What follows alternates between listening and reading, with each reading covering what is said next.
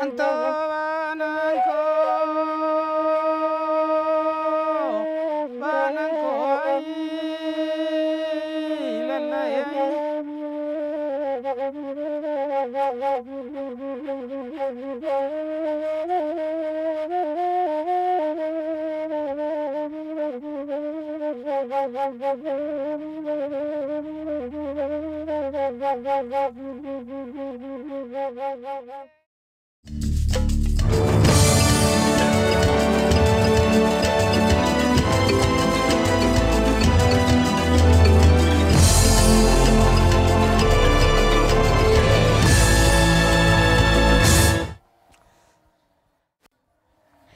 Kabupaten Tanah Datar di Provinsi Sumatera Barat terkenal dengan berbagai peninggalan purbakalanya. Barangkali Anda masih ingat di tahun 2015, tim Potret pernah menggali mengenai jejak Majapahit di Ranah Minang yang ada di kabupaten ini. Nah, masih berkaitan dengan sejarah, tujuan tim Potret kali ini adalah Nagari Tuo Pariangan. Desa ini merupakan desa tertua dan asal muasal orang Minangkabau. Seperti apakah sistem adat yang masih berlaku di desa yang sangat indah ini? Jangan kemana-mana, ikuti perjalanan tim Potret.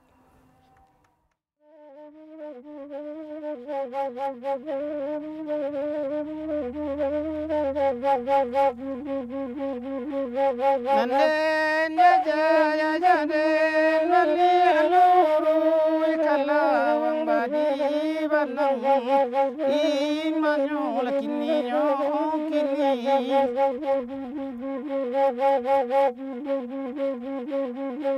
dai kasan mukito cari aware jori dengan piku surang antalo lari rena antalo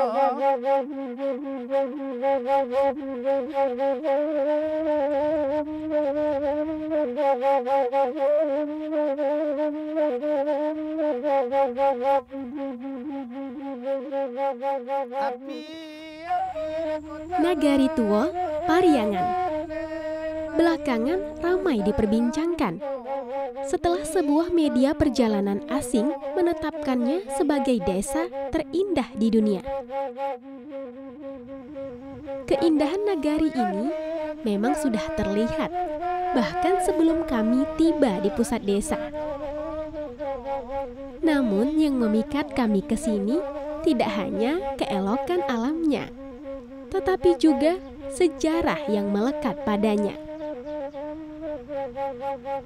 Sesuai namanya, Nagari Tuo Pariangan merupakan desa tertua, tempat asal muasal masyarakat dan adat istiadat Minangkabau.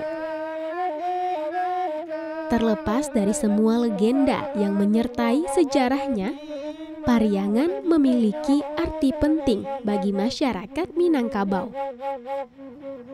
Sesuai dengan falsafah, Barajo ka Pagaruyuang beradat ka Pariangan.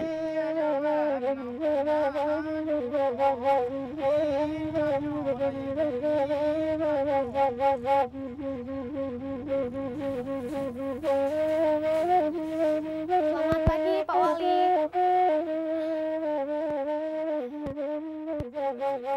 Iya, Kumari dari Potret The ITV, Pak. Pak Wali, Nagari Tuo Pariangan konon disebut sebagai nagari tertua dan asal muasal budaya serta masyarakat Minangkabau yang ada saat ini. Sejarah berdirinya nagari itu sendiri seperti apa, Pak Wali?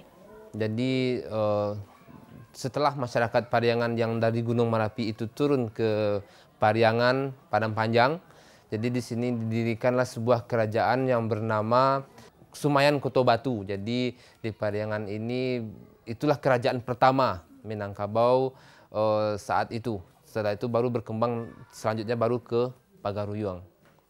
Nah Pak Wali, sebagai nagari tertua di Minangkabau, tentu adatnya masih sangat kental ya yang ada di sini Pak Wali. Alhamdulillah masih terjaga. Nah bagaimana peran adat ini dalam sistem pemerintahan nagari sendiri?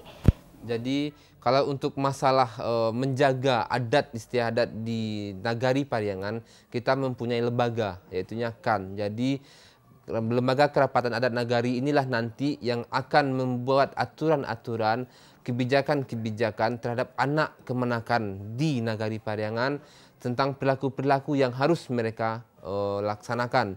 Baik nanti untuk adat turun mandi, adat barale, adat penegakan penghulu. Jadi semuanya masih tertata dan masih dilaksanakan sampai saat ini oleh masyarakat di Nagari Pariangan.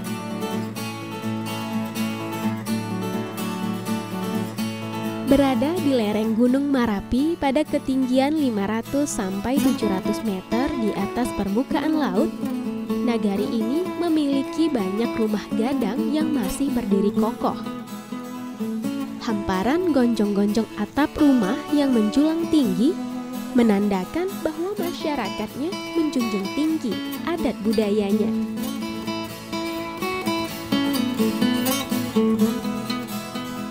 Di desa ini juga ditemukan prasasti yang menandakan bahwa Aditya Warman pernah menetap di sini. Selain itu, juga terdapat situs cagar budaya Tungku Tigo Sajarangan yang berada di sudut segitiga desa. Di tengah-tengah desa, terdapat sebuah masjid tradisional yang berdiri sejak abad ke-19.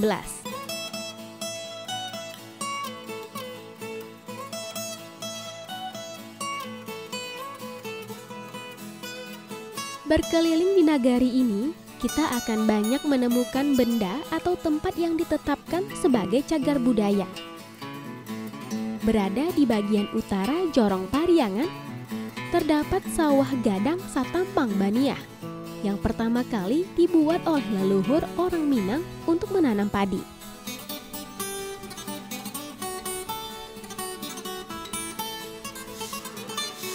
Kemudian ada juga Balai Saruang yang merupakan tempat untuk memutuskan segala perkara hukum. Balai ini adalah mahkamah tertinggi di mana suatu putusan tidak dapat diganggu-gugat.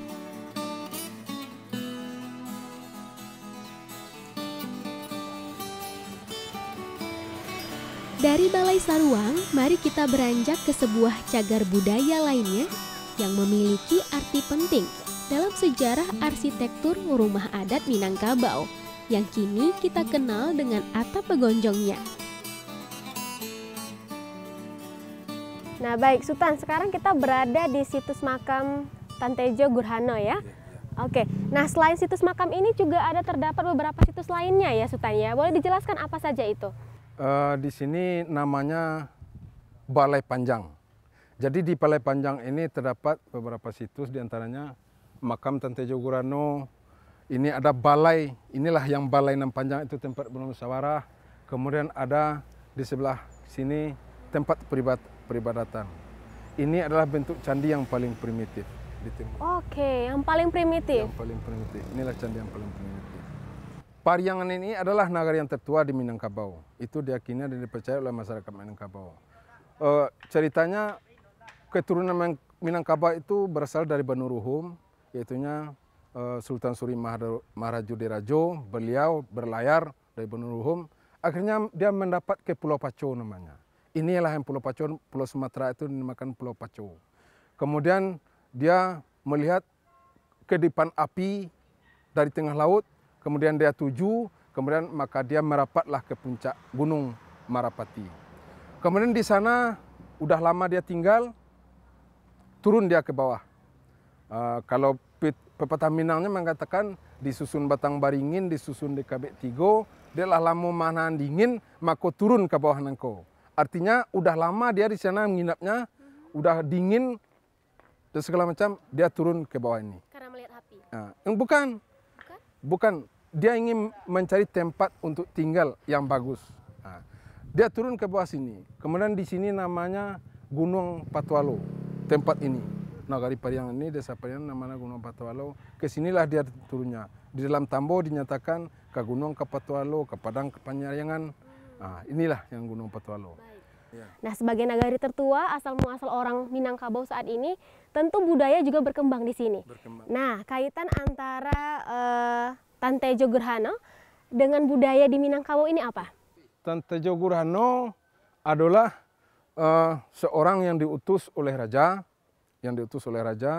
dari Benuruhum, kemudian mencari rombongan Sultan Surima Rajo di Rajo, kemudian dijumpai di sini, kemudian dia tidak bisa membawa rombongan itu kembali pulang, dia diperintahkan oleh Sultan Surima Rajo di Rajo untuk membuat kediaman untuk tempat tinggal.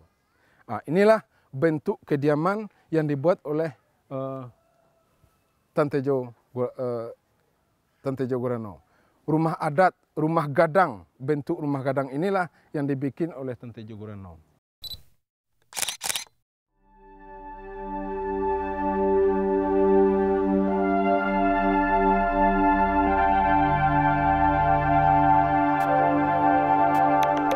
Pariangan memiliki penduduk sebanyak 6.500 jiwa, dan sebagian besar dari mereka bekerja di bidang pertanian.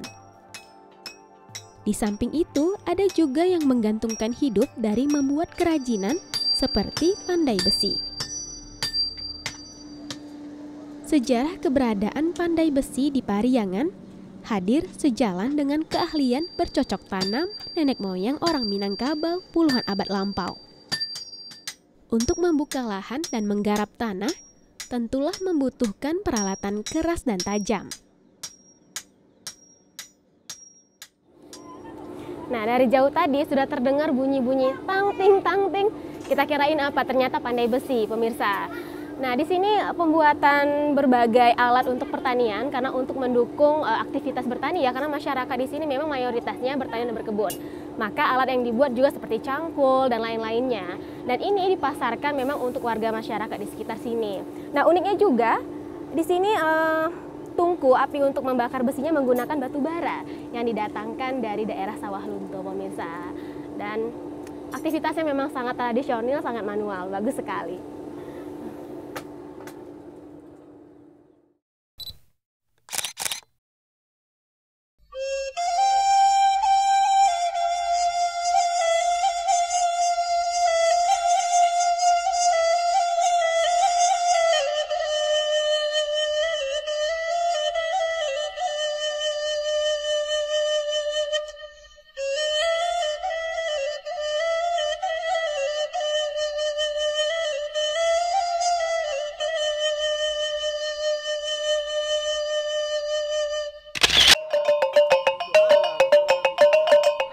Selain keindahan alamnya, yang membuat Pariangan istimewa adalah adat istiadatnya yang masih bertahan dan berlangsung dalam kegiatan sehari-hari. Seperti acara adat Batagak Pangulu yang sedang berlangsung hari ini.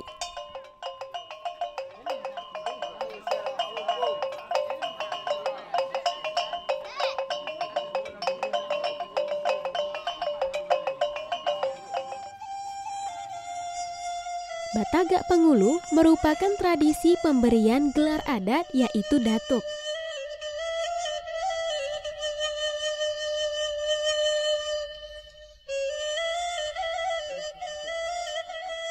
Adab dalam menghadiri acara diatur sedemikian rupa, termasuk dalam berpakaian. Mau ikut acara? Iya. Harus pakai ini katanya? Iya. Oke, benar. Boleh ajari saya bagaimana cara memakainya? Boleh, boleh.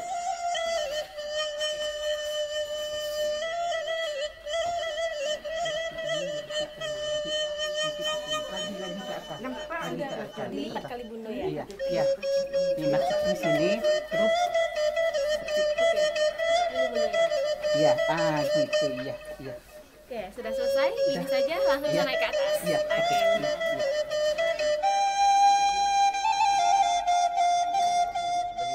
Seorang pangulu atau datuk memiliki peranan penting dalam kehidupan kaum atau sukunya, di mana ia berperan sebagai seorang pemimpin untuk menyelesaikan segala urusan secara adat. Pengangkatan seorang pangulu terjadi jika pangulu sebelumnya telah meninggal dunia. Acara adat ini begitu penting bagi setiap orang di Pariangan. Semuanya harus terlibat. Bahkan bagi sanak saudara yang berada di luar kota pun harus pulang ke kampung halaman. Kadang laki-laki dan perempuan dilipung dari jumlah kehidupan menghadap betul satu puluh kandung sama di dalam-dalam membawa nomor. Sebagai seorang perempuan, saya tidak dapat berlama-lama ikut dalam pertemuan Panggulu ini, pemirsa. Sebaiknya saya bergabung dengan para bundo yang tengah mempersiapkan makanan untuk acara. Makanan yang disajikan dalam acara ini sangat khusus dan masih sama dengan makanan yang disajikan dalam kegiatan serupa berabad-abad lalu. Salah satunya seperti ketan yang dimakan bersama dengan kue seperti kue cucur.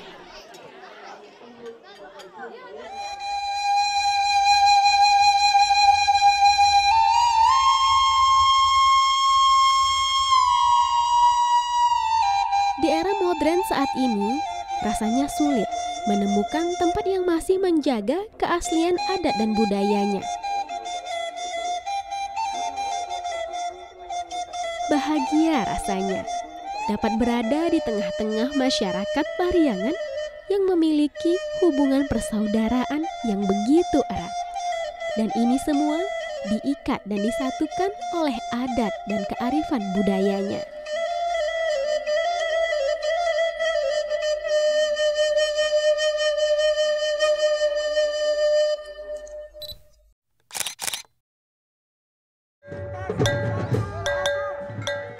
Sebagai desa adat yang tidak memiliki fasilitas hiburan yang lazim dinikmati oleh masyarakat urban, di sini masyarakatnya memiliki cara sendiri dalam menciptakan kebahagiaan. Salah satunya dengan menggelar kegiatan pacu lunai. Dalam air, dalam sawah yang berlumpur, tapi kita mampu berlari. Inilah anak muda negari Pariangan. Maju terus untuk mempertahankan nagari ini untuk masa yang akan datang. Pacu lunai adalah lomba berlari di dalam sawah berlumpur yang dilakukan usai masa panen. Tampak sangat sederhana, tetapi lihatlah kebahagiaannya yang terpancar dari setiap orang yang hadir di sini. Baik muda ataupun tua, semua hadir dan merasakan semangat yang dibawa oleh setiap peserta yang terdiri dari dua kategori, yaitu anak-anak dan dewasa.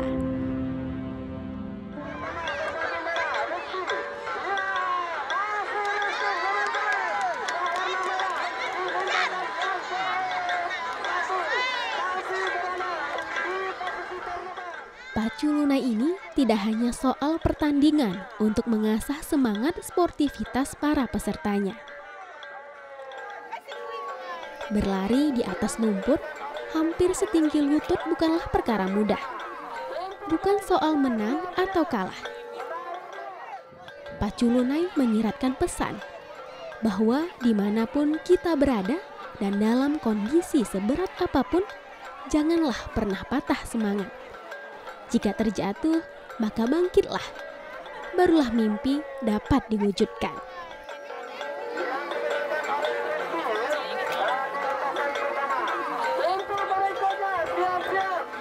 Wah, pemirsa, ini pertunjukan rakyat yang sangat luar biasa. Karena apa? Barangkali Anda sudah sangat akrab dengan namanya pacu jawi atau karapan sapi. Nah, di daerah ini adalah pertama kali sejarah tercatatnya pertunjukan untuk pacu jawi di Ranah Minang. Nah, Nagari Pariangan hari ini kembali mencatatkan sejarah dengan menggelar pacu lunai atau pacu urang berlari di atas lumpur. Nah, ini seru sekali pemirsa, di mana pertunjukan rakyat ini dapat menghibur semua masyarakat di Nagari Pariangan.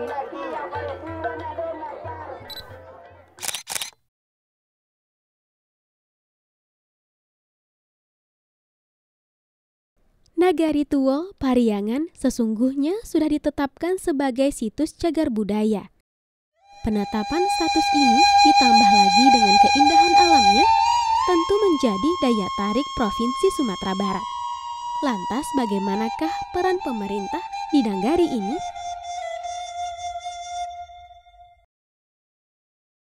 Assalamualaikum Bapak, apa kabar? Baik, alhamdulillah. Iya. Sejak kapan sih Pak Nagari Pariangan ini ditetapkan sebagai cagar budaya? Daerah Pariangan kita lihat dari sisi sejarah. Dari pertama prasejarah kita melihat bahwa Pariangan itu daerah tertua. Kemudian kalau kita lihat dari sisi prasasti, ada sebuah prasasti di sana, prasasti Pariangan, itu berangkat tahun 12 Saka. Kalau kita tambah dengan 78 tahun, karena beda Saka dengan Masehi itu 78 tahun, bertarikh 1290 Masehi. Di dalam prasasti tersebut menyebutkan tentang keberadaan Aditya Warman. Dan kemudian kita melihat di daerah sekitar Tanah Datar, kita menemukan banyak sekali prasasti zaman Aditya Warman. Dan kemudian perpindahan antara Aditya Warman menjadi raja, kemudian menjadi kerajaan Islam. Dan kemudian di Pariangan itu kalau kita berkaca kepada sejarah, Raja di Pagariung beradat ke Pariangan. Jadi beradat ke Pariangan itu adalah daerah tua. Dan kemudian BPCB Sumatera Barat baru hadir di sini 89. Semenjak 89 kita sudah menetapkan daerah Pariangan menjadi daerah kawasan cagar budaya. Kita ada 3 objek di sana. Pertama prasasti, yang kedua ada makam panjang yang dikuburkan di sana adalah Tantejo Gurhano sebagai seorang arsitektur Minangkabau pertama.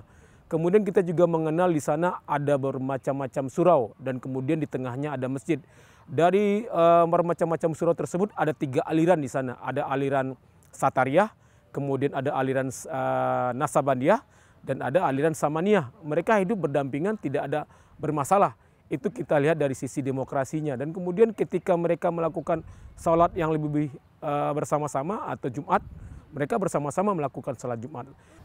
Nah, baik, ternyata sudah sejak lama ditetapkan sebagai cagar budaya. Lantas sekarang masih ada tidak program yang sedang dikembangkan nih Pak di Nagari Pariangan? Ada. Kita di dalam melakukan pelestarian cagar budaya di sana, kami melakukan sebuah pemeliharaan, kemudian perlindungan terhadap benda-benda yang ada. Termasuk kemarin dari sisi budaya kita melakukan penataan dari makam Tantejo Gurhano. Dan kemudian kita juga melakukan pemeliharaan terhadap situs prasasti Pariangan. Di sisi lain ada sebuah kegiatan yang dilakukan oleh kementerian kami dari sisi kebudayaan intangible. Bagaimana rumah-rumah gadang yang ada di sana bisa kita renovasi, bisa kita rawat dengan melakukan revitalisasi desa adat, dan kemudian ini bisa kita jadikan sebagai tempat galeri atau mungkin museum mini lah di Pariangan. Itu sudah kita bantu di sana untuk memberikan sebuah pengetahuan kepada masyarakat tentang negeri Pariangan.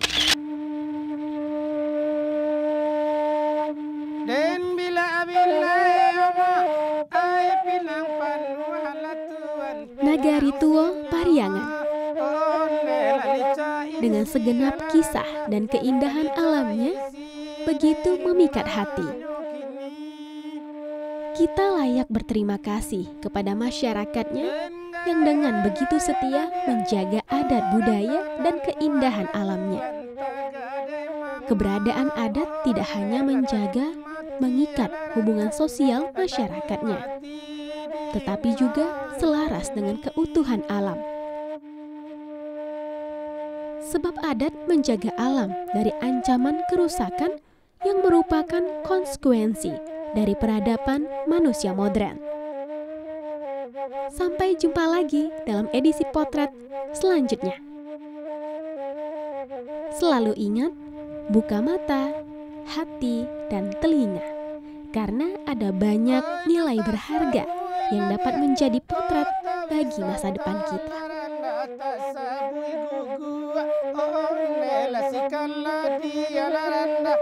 Kasihkanlah